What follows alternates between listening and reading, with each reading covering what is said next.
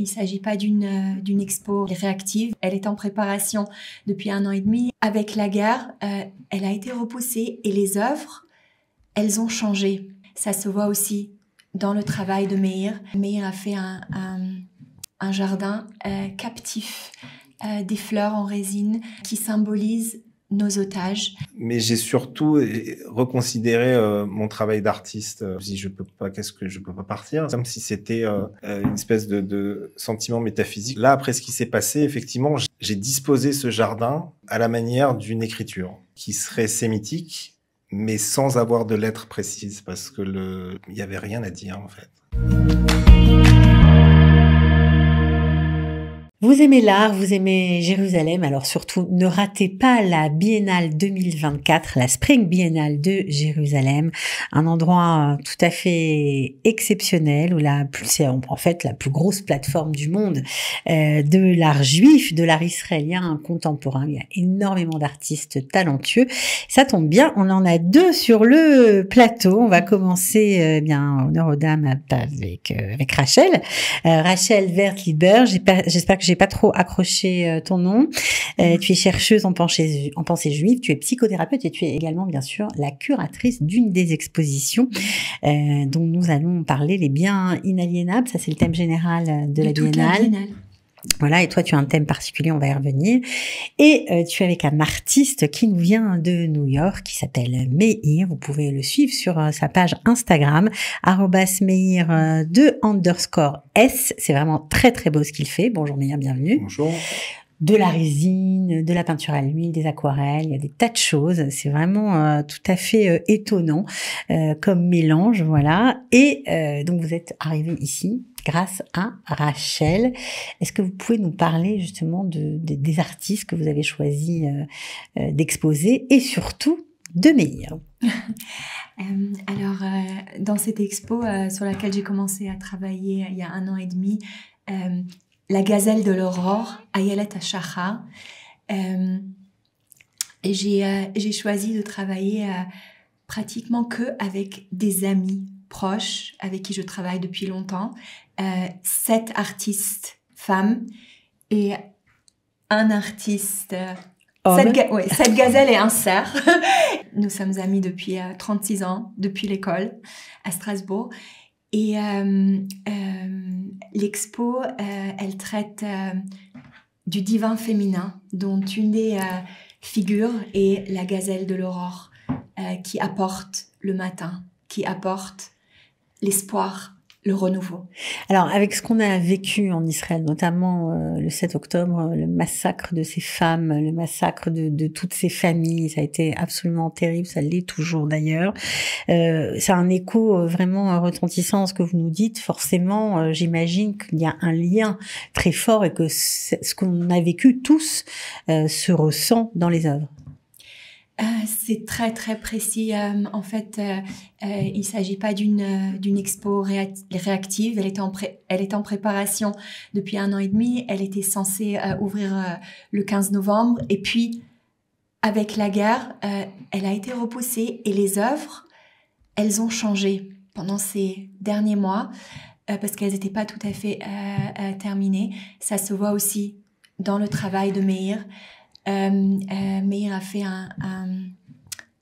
un jardin captif, des fleurs en résine qui symbolisent nos otages. Et en général, toute l'expo se propose maintenant comme un objet de guérison. C'est comme ça que vous avez vécu votre travail, parce que vous êtes arrivé donc en novembre pour finalement en octobre pour les fêtes. Vous êtes venu le 29 septembre. Je suis arrivé le premier jour de Sukkot. Ok, donc vous comptiez passer les fêtes, rester un peu pour un... Je comptais rester jusqu'à fin novembre et c'est ce que j'ai fait, mais entre-temps, je m'attendais pas à ce que le pays soit bouleversé de la sorte, évidemment. Enfin, le peuple juif en général. Mm-hmm. Vous aussi, je crois que vous avez été extrêmement bouleversé. D'ailleurs, ça s'en ressent dans le travail que vous avez livré. J'ai été bouleversé, j'ai été J'ai été aussi extrêmement surpris. J'ai été, y a eu plein de choses qui sont difficiles à verbaliser, plein d'émotions qui sont difficiles à verbaliser, au-delà du traumatisme évidemment et des choses atroces. Il y a eu aussi des très belles choses dont j'ai été témoin en étant ici. Mais j'ai surtout reconsidéré mon travail d'artiste aussi. J'aurais pu repartir immédiatement aux États-Unis et dire bon, je pars, mais je me suis retrouvé dans une situation où je me suis dit je peux pas partir. Je suis comme si c'était une espèce de sentiment métaphysique que j'étais chez moi et qu'on part pas en courant quand son chez soi est attaqué, on reste. Alors je sais pas trop quoi faire. Les conditions de travail étaient impossibles. Je trouvais plus de matériel, tout était fermé, le musée était fermé. Donc le soir, j'aidais évidemment bénévolement des associations, des logos, des trucs internet, etc. Et puis la journée, je me battais pour essayer de continuer à travailler. Et à préparer votre expo. Et à préparer l'expo, ouais, qui a été déplacée. On savait pas quand. Enfin, on était dans un flou total, quoi. Ouais. Alors, on va voir des images de votre travail, notamment ceux dont vous nous avez parlé, Rachel, ce mur avec ces espèces de fleurs. Alors, on ne sait pas très bien si c'est des fleurs, si c'est des lettres, si c'est de l'hébreu, de l'arabe. Alors, c'est un travail. On retrouve ça même dans mon travail quand je fais de la peinture à l'huile ou des dessins, on retrouve des éléments de calligraphie, mais qui sont des représentations de lettres, qui sont pas vraiment des lettres, qui sont une espèce de pré-langage. Et là, après ce qui s'est passé, effectivement, j'ai disposé ce jardin à la manière d'une écriture qui serait sémitique, mais sans avoir de lettres précises, parce que je savais, il y avait rien à dire en fait. Ouais. En tout cas, ce qu'il y a à dire, je sais pas exactement ce qui se dit. Vous avez préféré choisir le symbole des fleurs? Ce sont des fleurs qui sont écrites avec de la résine, mais dans un langage que je ne comprends pas. Est-ce que vous comprenez, Rachel, son langage? Il me touche énormément. Il est, la résine, spécialement cette matière. Je la trouve en elle-même, elle est alchimique et les couleurs, elles sont tellement pop. C'est un travail comme à manger, à croquer, mais en même temps, il y a des profondeurs mystiques et des abysses aussi qui m'attirent.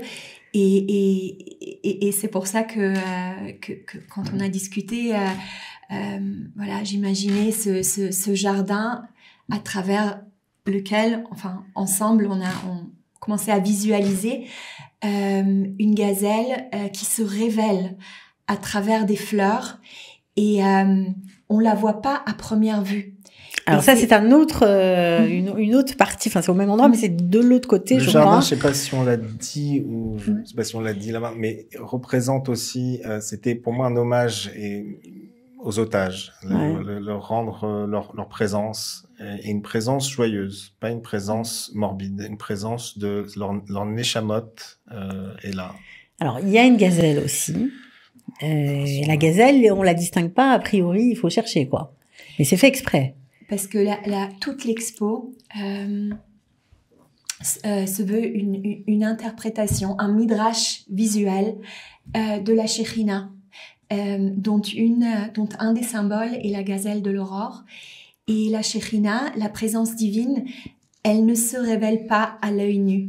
Mais celui qui cherche sa présence et la languit, la rencontre. Donc c'est très très symbolique tout ce que vous avez. Et moi c'est ce que j'aime dans l'art, c'est j'aime une porte d'accès facile à l'œuvre. J'aime quand ça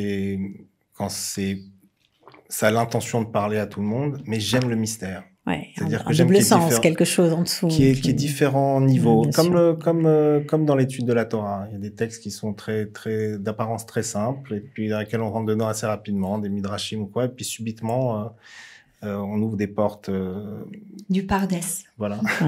Alors c'est saisissant parce que ce que vous avez choisi de mettre en lumière, en valeur, bien avant le 7 octobre, c'était la femme, la transcendance, la féminité, etc. Et c'est là qu'on a été blessé, quoi. Exactement. Les œuvres, comme je disais, qui n'était pas encore terminée. En octobre, elles ont subi un obscurcissement. Les couleurs ont changé. Et elles reflètent, elles portent la cicatrice que le féminin collectif a subi suite au massacre. Et en même temps, la gazelle est un paradoxe. C'est le symbole de la morsure. C'est comme ça que c'est écrit dans le Midrash. Dans le Midrash, exactement. La gazelle, qui est aussi un symbole d'Israël, Eretz HaTzvi, le pays de la gazelle, est un symbole de Jérusalem, symbole du peuple juif dans sa résilience féminine.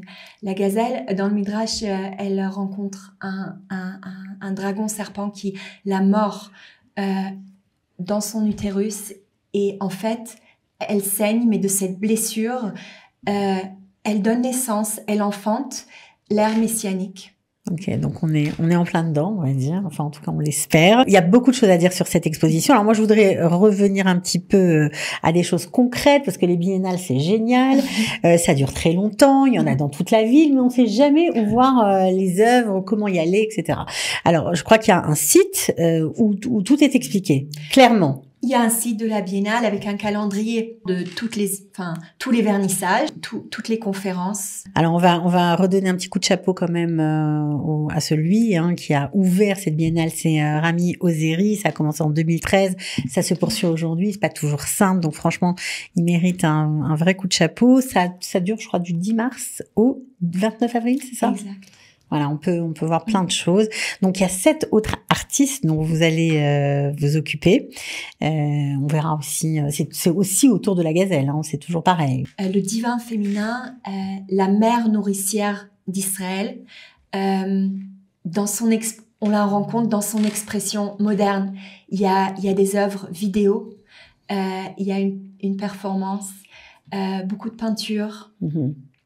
Bon, alors, en tout cas, Meir, nous, on a beaucoup aimé, enfin, moi, personnellement, j'ai beaucoup aimé votre travail. Franchement, Merci. C'est très joli, c'est Merci très beaucoup. poétique aussi.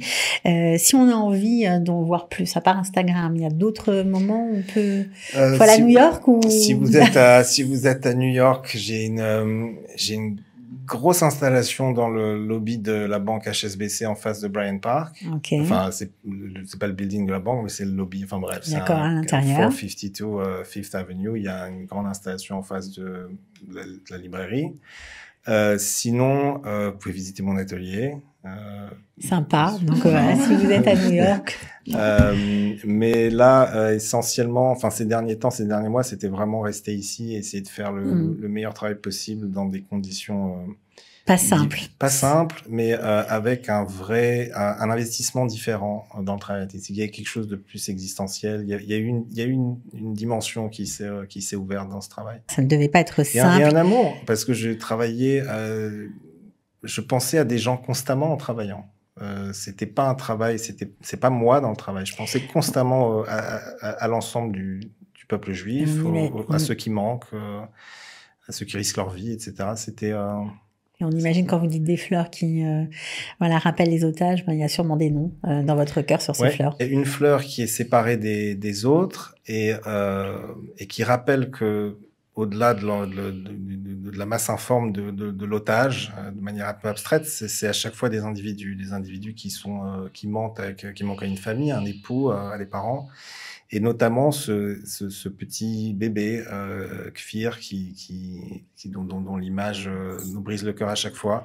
Donc il y a une petite fleur séparée qui est pour chacun des otages séparément, et pas juste un grand jardin de tous ces otages de manière qui est là, mais un peu plus anonyme. Ok, bon alors en tout cas, merci vraiment à tous les deux d'avoir été avec nous. J'espère que beaucoup de ceux qui nous regardent iront voir votre travail également, bien évidemment. Donc Spring Biennale 2024, Batzlacha en tout cas, et puis bon retour aux États-Unis. On espère que vous reviendrez très vite. Voilà. Merci beaucoup. À bientôt. Merci.